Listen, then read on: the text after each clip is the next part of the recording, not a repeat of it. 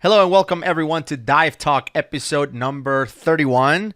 31 already? I know, right? That's awesome. Time flies. We're actually shooting this one on video as well. So if you're listening to this on one of your apps for the podcast, to listen to the podcast, you can go to our YouTube channel.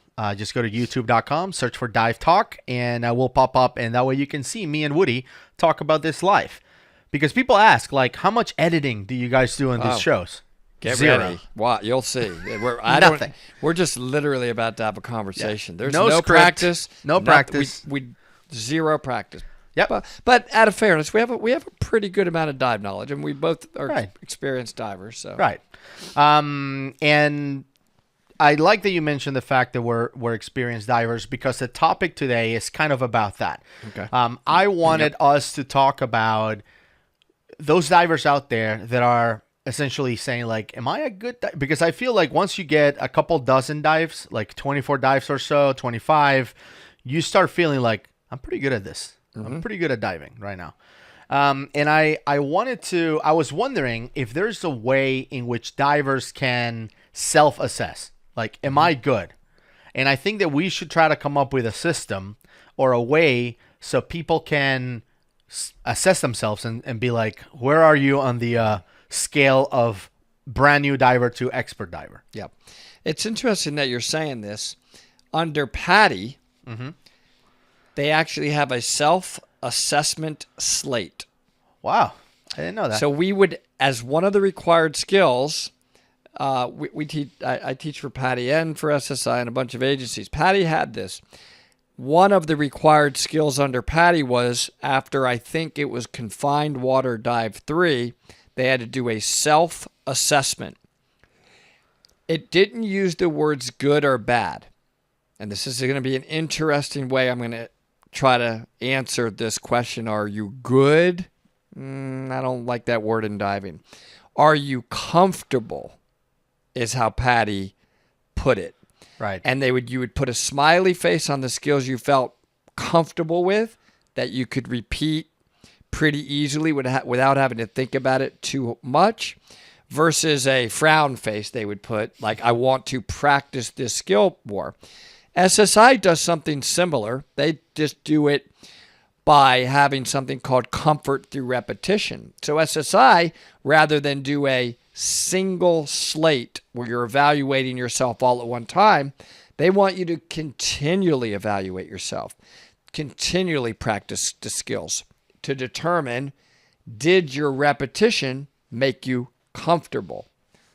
I'm setting the stage right now is all I'm doing for, are you a good diver or not?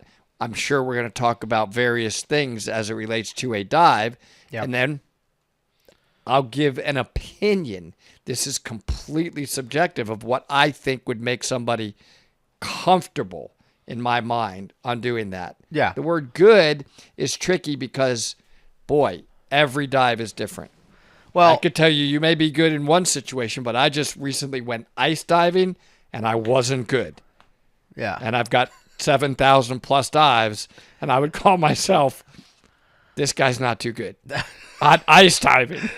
Okay, Yeah. so it depends on the environment. That wasn't the greatest example of all your experience, I guess, on that ice dive. It's 32 degrees, but on the surface it was a blizzard, and we were waiting in the water on the surface for 20 or 30 minutes as regulators kept free flowing because they were freezing over. Yeah. So you have 30 minutes of freezing before you even go under, and it's ice diving, and it's a whole new experience. So Yeah. was I good?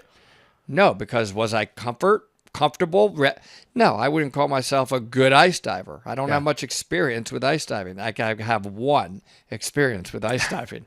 Now, you and I are also instructors for an agency called INTD, and one of the things that are part of the courses that you deliver is you have to do a watermanship evaluation. Kicking, buoyancy, trim, all that stuff, which is great. And I think that is a good beginning to determine if you're a competent diver. Maybe we don't use the word good, but are you competent? So when I think about, like, what are the pillars that would determine if someone is a competent diver or a good diver, or however, whatever word you like to use in this one, I think that we can start putting together a list of pillars. And I think The first one we should start with, I think we both agree, is buoyancy and trim. 100% agree. So Yeah. there's no argument there that buoyancy and trim have got to be. Yeah, yes, it goes hand in hand with a couple of others I'm thinking of, but I'm going to put. I'll agree with you. That's got to be really a top one. Now, the thing about buoyancy and trim to assess whether or not you are comfortable with your buoyancy or trim, or you have good buoyancy or trim, has to do, wouldn't you agree, with being a super relaxed diver? For sure. That definitely adds to it. In order to be super relaxed, you've got to really be comfortable in your gear, and you got to be properly weighted. And it takes time to figure that out. Your breathing is going to help considerably with your buoyancy. Your gear configuration is going to start to help with your trim. What do I think is a good diver as it relates to buoyancy and trim? They really have good air consumption, so their surface air consumption rate is pretty low because they're very comfortable at that point. And I would say for the vast majority of the dive, they're in the diver position. You don't see them kicking a lot. They're never really using their hands. And their breathing isn't necessarily the same throughout the dive. They're regulating their breathing based upon the need of what they need to do in that particular moment. Sometimes they're just sipping air, like other times they're inhaling a little bit more, maybe to help them go up, and exhaling more to go down. Yep. And you'll notice that they really don't use that low pressure inflator hose very often. It's a buoyancy compensator adjustment, I would rather call it. It's just a little adjuster every once in a while to help, but it's not the main factor that's controlling your buoyancy.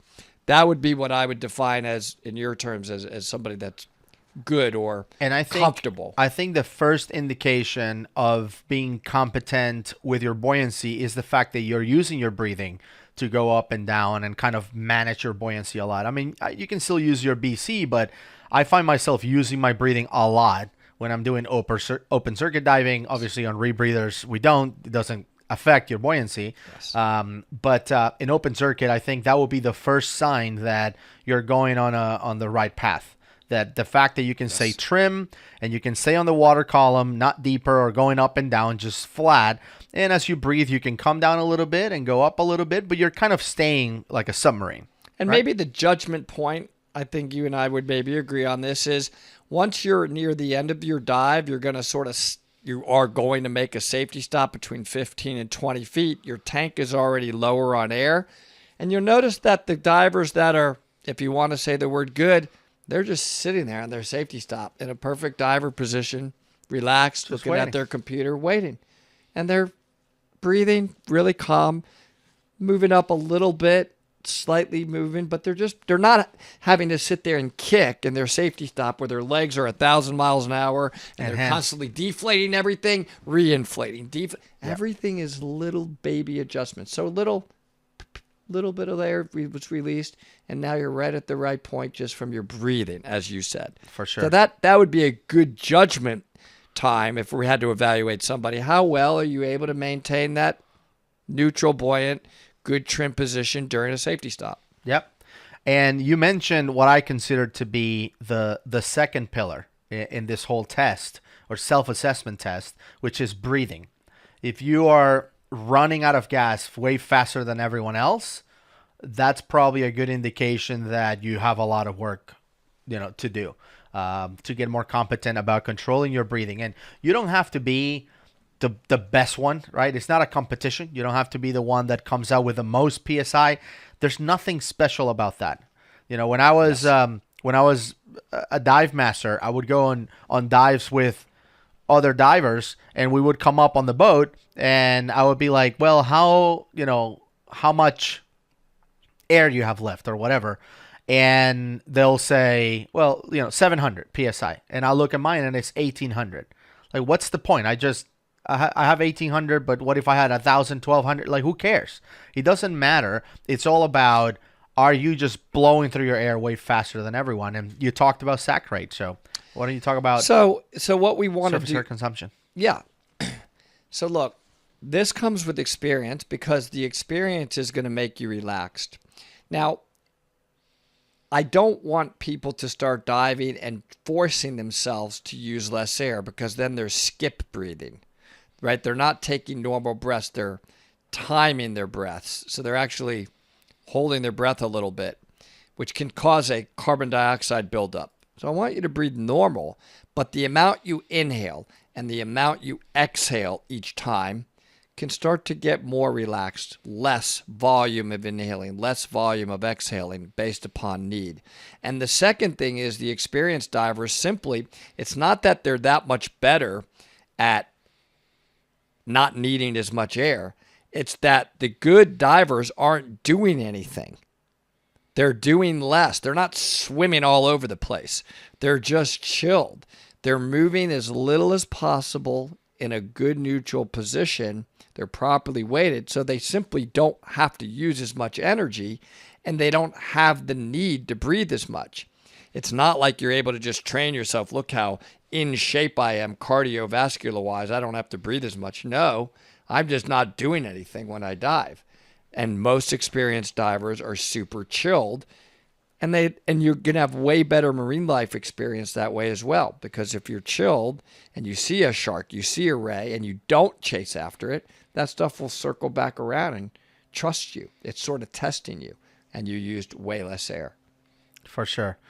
So I think those two things to me are very, very important as the two pillars of it. What other thing do you think about when it comes to self-assessment or what a good diver would be? Right at the very beginning on that boat, you can tell the folks that are relaxed, they're putting on all their gear, right? They're not struggling to get their gear on. They're not needing a lot of assistance. Their fins are already on. Their mask was already in place. Readiness. They're ready to go when that guy says, hey, it's time to get off the back of the boat. They're not panicked and freaking out. Their eyeballs aren't huge. Their mask was on their face. Their reg was in their mouth. Jumping off the boat without Their fins. BCD's inflated. The fins were on. They're not sweating profusely. I get it, on a hot day you may, but they're just calm. So you'll notice it. You just watch them put on their gear, and it's a very methodical, organized process. And you know what else the good divers do? They don't forget to do a buddy check. It's the bad divers that don't do the buddy check. They take the 4 minutes and look at each other. Yep, my air is on. My BCD is all strapped up. Computer is on. It's reading good. My ditchable weights are in. My weights are in and secure. I have the right amount of rate. I feel good. I'm ready to go. I understand my buddy's gear configuration on those same manners.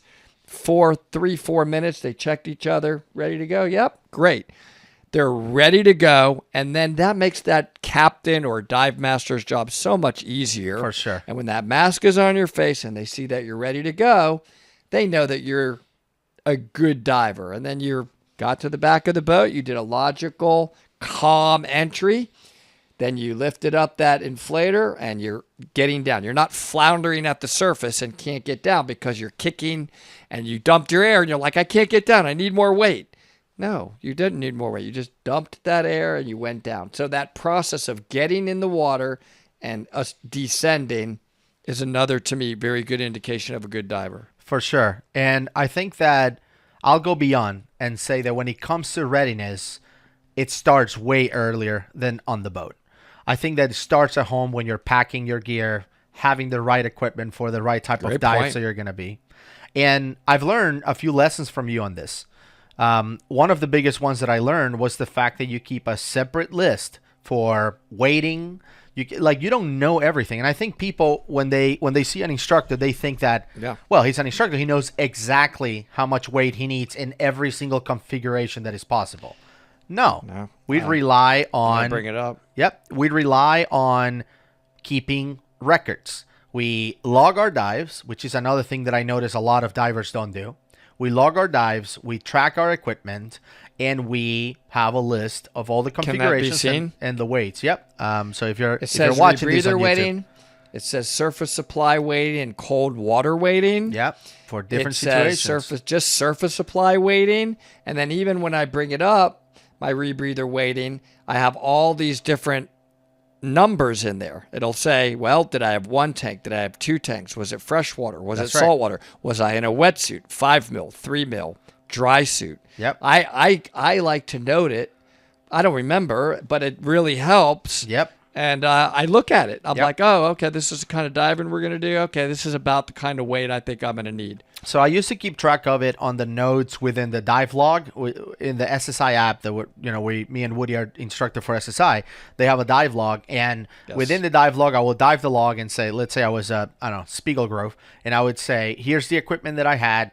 I even put the mills. Like I had a wetsuit, this mill, the boots were this mill, had a hood or not, lights that I took, like everything in there, and how much weight I used. But I even go beyond and I say, how was the weight distributed? So I say, I had 2 4-pounders in the front and 2 2-pounders in my tram weights or whatever. Like I go a little bit beyond. And I learned that from you. So I think readiness starts way before you even get to the boat. Is be prepared mentally and logistically to tackle that dive. And don't bring a bunch of unnecessary stuff. Like, don't be over prepared either, because people just bring a bunch of crap into dives they don't need. They do. And they try to shove too much stuff into their dive bag.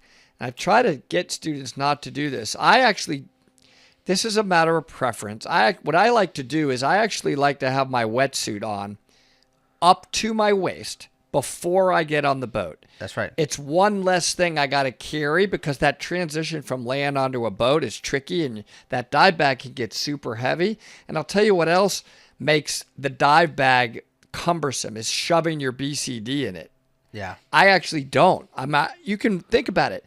If I'm going on the boat and I have my wetsuit up to my waist, I actually wear the empty BCD. I just wear it. Yeah. And I'm just carrying a much lighter dive bag at that point. Because every time Mass fins, snorkels, all that is in the dive bag. And it's so much easier because now your BCD's ready to go. Right. You get on the boat, pop it right on there, and the regulator is way easier to get out of the dive bag. It's not getting all caught up on stuff. That's true. And your wetsuit and is dropping already stuff out. on. Yeah. It's not going to overheat you just being over your legs. Plus, every time you get on a boat, most times you get on a boat, the tanks are already set up, like on the tank holders. Exactly. So you can literally take the BCD off your back and put it on a tank. Yes. You just ask, like, what's my spot? Woody, you're here.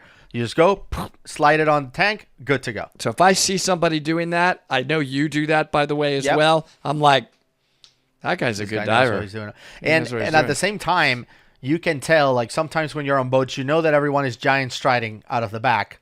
And we're all ready, right? As soon as they say 10 minutes, you were like going from the waist, we strap on completely on the wetsuit, we're ready to go. Sometimes even earlier than that, depending on the weather.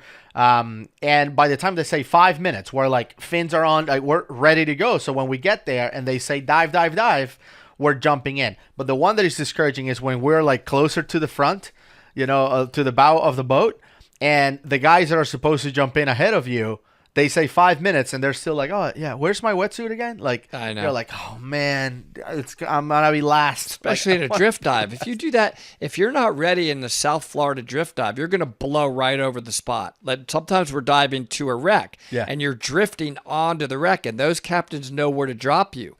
If you don't get in, drop, and go down, you're blowing right by you'll go down and see sand. Yeah. So that's really important. You definitely don't want to delay the group. Yeah. When we were in Cozumel, just a funny story. When we were in Cozumel diving, I was in a boat with Mike Young. I think you were on the other boat. And Mike Young has no chill for like delays, right? He's like, we're here, we're diving, I'm in. Like, I love that. I love that. So he jumped off the side of the boat with like the fins in his hands. Like he didn't even have him in his feet. I'm like, forget it. He just jumped off the side of the boat, and I'm like, oh my god, just to be in the water like immediately. Like we're here. This is the side. Let's go dive. What are we waiting? And then I saw you do the same. You jumped, but I think you rolled back. Or no, I jumped. First? I jumped because it's pretty high on that part. So I just stood up and jumped. I'm like, I'm out of here. I'm not climbing through all those people and all their gear all the way to the back of the boat. But I wouldn't encourage that. You need to follow that boat operator's procedures. This was pretty experienced tech. We diving. happened to be on a tech diving. I'll tell you another one that I'll add that's up there for me are the divers that you're diving with, for the most part during the dive, following the rules. In other words, they're not really exceeding their limit. If we plan to dive to 100 feet, we're going to 100 feet. We're following our dive plan. We're not blowing it off, and all of a sudden, we're no longer anywhere remotely close to the gas planning that we thought we were going to need. We're not anywhere near where we thought we were going to be, so we're getting lost. They can navigate. They know if they tell you it's a drift dive, they basically know where the group is at all times, and they're not getting blown off track from the rest of the group. Or if it's not a drift dive, they tend to be in control of where they are. They are using their compass. They could get back to the boat on their own. They're just aware of what's going on during the dive, and they followed their dive plan, and they didn't exceed the limits that they're trained on. That's a good diver. It's not impressive to me when somebody goes, oh man, I just went down to 130 and I'm not trained to go down to 130. That actually makes me think that they are very inexperienced and foolish. Yeah. So I respect when people are like, I just followed my dive plan and we had a great dive. Yep, absolutely. Just to add another pillar, now that we're talking about, let's see, so far we have trim and buoyancy. Number 2 is air consumption. 3 is following your dive plan and Yep, being 3 is aware readiness. and not getting Yep, lost. Oh, 3 is readiness. readiness. Yep. 4 is... 4, I think the fourth pillar is, and you mentioned this already, but I think is finning techniques and how to move through the water. And that's one of the things that I think you see more on brand new divers is they rely on their hands a lot. I did, I was a swimmer all my life. I jump in the water. I want to use my hands. Like that's what you do in swimming. But at some point you realize that you need your hands. When would you need your hands on a dive? Computer, low pressure inflator hose, pulling a dump valve, adjusting straps, carrying other things. Holding a light. Lights, line. Your hands are useless when you're scuba diving. They're not giving you anything else. Maybe for a second you move a hand to get a little adjustment on a trim or something, but for the most part, they're not doing anything. Right. But what is important is kicking technique. So not bicycle kicking. That's useless as well. Straight legged and not a lot of kicking or frog kicking. And the second thing I was going to say, using the right fins for the right environment is a very important sign to me of a good diver. Sometimes split fins are wonderful. For example, let's say we're going to be in an environment where it's super chilled and mellow. I'm not going to ever have to be fighting against current. And you just want a very easy, relaxed fin. Split fins. They're great. Right? Other times you need a more powerful, wider fin. Maybe it's shorter. Maybe it's a tight environment, like you're going to be inside of a wreck and you need a shorter, stockier fin that also has current. That would not be conducive to a split fin. So the right fins and the right kicking techniques for the environment that you're in.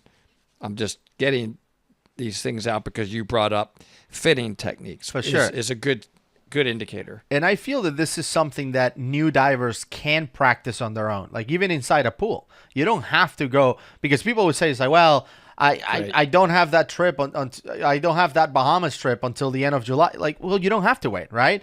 In a lot of cases, not every case, but in a lot of cases, the dive shop that you get certified with, they'll give you some time to practice, especially before your open water dives, checkout dives, right? Perfect point. Right? So talk to a dive shop or your dive shop, go to their pool and spend some time kicking, right? Don't use your 100%. hands. Can I do a lap through the pool without using my hands? Can I go up and down with my breathing? Like all of the things that we were just talking about, yes, they work at the sea, but they also work inside a pool, right? Excellent point. I couldn't agree more. So definitely practice. Let's see. So indicators of a good diver. I'm trying to think if there's anything else in particular. We've talked about a lot of them. I'm not, what isn't jumping out to me is like, wow, look at them clearing their mask or look at them clearing the regulator. That's sort of emergency skill. So unless somebody has an emergency, I'm not really judging them. If they happen to have an emergency and they handled it calmly and so forth, that would be another indicator of a good diver. But hopefully you're not going to see that maybe your entire life of diving. So I don't want to throw it out there. But if you ever did see a diver help somebody else in need, we just watched a video where we saw people that weren't helping people in need very good and other people that were. Right. That's a good diver. Like, you're a good buddy, and if your buddy is struggling, you're calm, you're cool, and you're just helping them. Yep. Not overly helping them. You're helping them to the extent that it's going to enable them to get back to be able to handling the dive on their own. That's a good buddy. And I think that, one of the things that I like that we do when it comes to cave diving is once in a while, not all the time, but once in a while, we do bail out. We do practice those emergency skills, because the last thing you need is to have a boom situation where your rebreather stops working inside 2,000 feet inside a cave and then be like, how do I bail out again? Because I haven't done it in 5 years. That's right. Right? So I think that is good to practice those things. And I've seen this, and I'm sure you've seen it too, in boats where divers will be like, hey, just so you know, to the dive operators, just so you know, I'm going to fire my SMB in this dive. It's not an emergency. I'm just practicing. And again, you don't have to do it all the time, but like once or twice a year, get your SMB, fire from depth. That's not an easy skill. It's not an easy skill. Especially you really in the need current. it. So we need to practice. I need to practice. That's a skill that can get rusty. The next time we go diving, I haven't fired my SMB from depth in a while. Yeah. I want to fire it. I know how hard that skill can be. For sure. That's a really good one to indicate a good diver. The South Florida drift divers, man, those guys are amazing at firing SMBs. they got to fire it a lot, right? So it's a natural thing for them. But practice those skills, right? Practice those skills once in a while. Yeah. I'm not saying drop your weights in the middle of the ocean, but if you're practicing in a pool and you want to practice dropping your weights, understanding how that works, whatever, just practice. There's nothing wrong with that. And again, if you're on a dive in the open sea and you want to practice something like your SMB, you can always just tell the boat people, the boat captain, the operator, surface support, hey, I'm going to be doing this thing, just so you know, and they'll be cool with that. I'm going to tell you one other one that I just remembered that's a big one for me. The guy on the boat or lady on the boat that is telling you nonstop of how good of a diver they are. I've done this many dives. I know this. I know that. I know everything there is to know, and they're just talking. Number one, they're nervous because they're talking. Yeah. And they're bragging. I was on a liveaboard dive boat with Chelsea, who is the manager at the dive shop and Sea Ventures that we work for. And the guy that was bragging the entire time, his wife ran out of air and could not. And when he got to the surface, he just stood there and froze as she was bobbing up and down. He didn't reach over and manually inflate her BCD. She died, and they had to bring her back. Yeah. They had to bring her back. They had to give her chest compressions and air. Yeah. Yeah. So they had to give her full CPR and an AED. So yikes. If people are just relax on the boat, you don't need to tell everybody that everything you've ever done, because that's an indication that you're probably nervous and you are insecure. So don't do that. That is one thing. I think that if we talk about the other side, about what doesn't make you a good diver, is having every single card from the agency that you happen to be certified with doesn't necessarily make you a great diver. No. Right? And also having all the best equipment that money can buy doesn't necessarily make you a great diver. Like, we love sheer water computers, we love, amazing regulators and rebreathers, but just because you can afford to have the best set of regulators out there doesn't mean you're automatically a good diver. Absolutely. I agree. Yeah, because there's people that are like, okay, now that I'm a good diver, I should really invest on the best. Right. It's like, I'd rather you have a cheaper rig and like nail your buoyancy and your trim. Yeah. Now, some people aren't going to like this comment. I kind of like to be controversial sometimes. All right, let's drop it. Are cave divers as a group, this is a very general statement, among the best divers? I think overall, for sure. Let's be honest. Think about your training. Any training you've ever done. Cave diving, you've got to have all these things that we just talked about.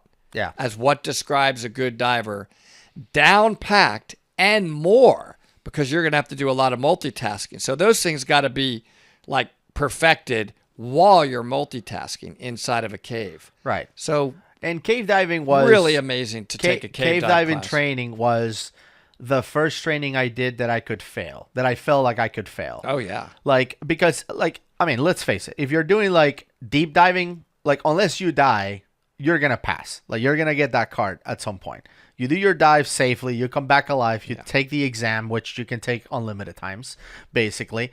It's not that hard. And you get the card. Like, I never. Not cave diving.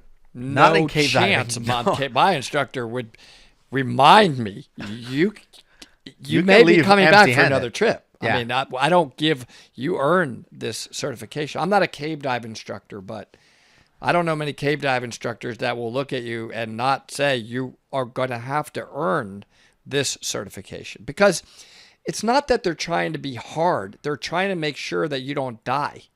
We use the word death in cave diving. A lot. If you don't do this right, you die. If you don't do this right, you die.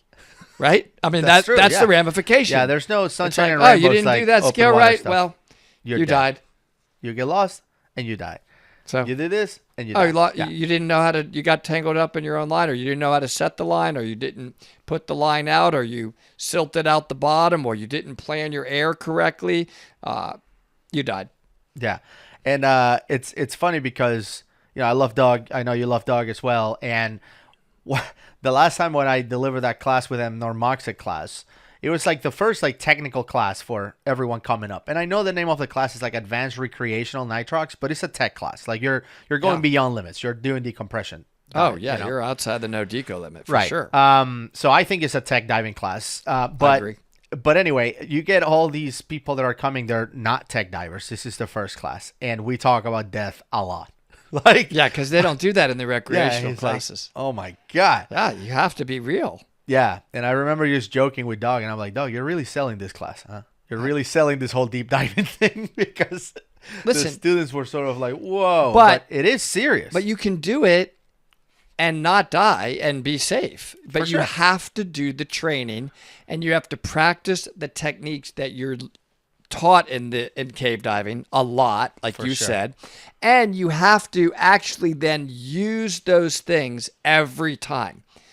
I mean, when we go cave diving, we sit there for 10 minutes on the surface and do our S drills.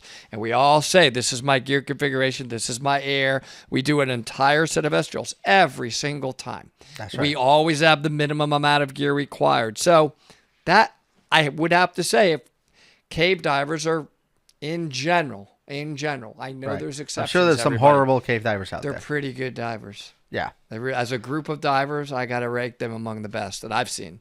Yeah, yeah, and that's why we say that is the black belt of scuba diving. I think By so. the time you're doing that training, you're very experienced.